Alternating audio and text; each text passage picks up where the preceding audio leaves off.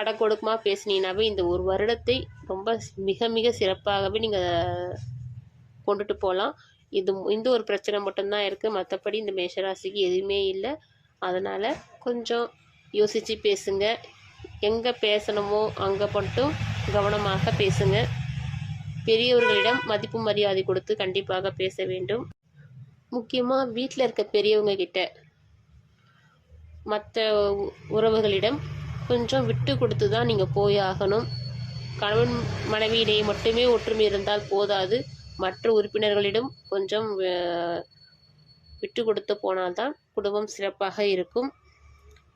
வேலை, மாத வருமானம், கூலி தொழில் அப்படி செய்கிறவங்கலாம் பார்த்திங்கன்னா கடினமாக உழைத்தால் மட்டுமே தான் உங்களுக்கு ஜெயிக்க முடியும். இல்லைன்னா உங்களுக்கு நீங்கள் இந்த வருடம் ஃபுல்லாகவே கடினமாக உழைச்சாதான், நீங்கள் நல்ல வேலையை செஞ்சாதான் உங்களுக்கு அடுத்தடுத்த வேலைகள், சில பேர் வேலை எடுத்து செய்கிறவங்களா இருப்பீங்க இல்லையா, அவங்களுக்குலாம் வந்து நல்ல வேலையை நீங்கள் செஞ்சு முடிச்சிங்கன்னா தான், கடின உழைப்பாக செஞ்சிங்கன்னா தான் அடுத்தடுத்த வேலைகள் உங்களுக்கு தேடி வரும்.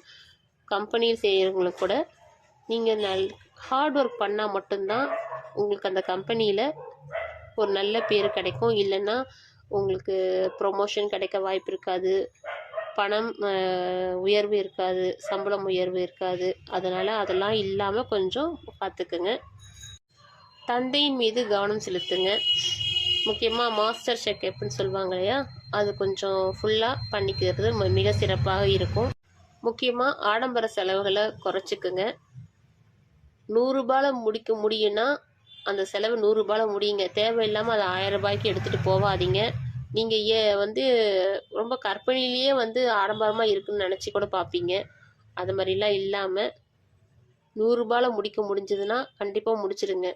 முடிக்க முடியாத பட்சத்துக்கு தான் நம்ம அடுத்த மதிப்பீட்டுக்கு நம்ம போகணும்.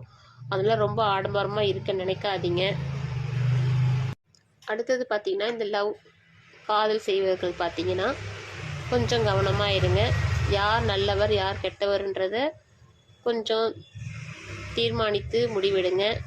அவசரப்பட்டு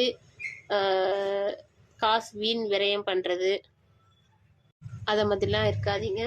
இந்த காதலால் நஷ்டங்களும் பிரச்சனைகளும் வர வாய்ப்பு நிறையவே இருக்குது. அதனால் கவனமாக இருங்க. இந்த 2026 மேஷராசிக்காரர்கள் வணங்க வேண்டிய கடவுள் பார்த்திங்கன்னா, பஞ்சமுக ஆஞ்சநேயரை வணங்கலாம். அல்லது நாமக்கல் ஸ்ரீ ஆஞ்சநேயரை வணங்கி வழிபட்டு வந்தால் மிக சிறப்பாக இருக்கும்.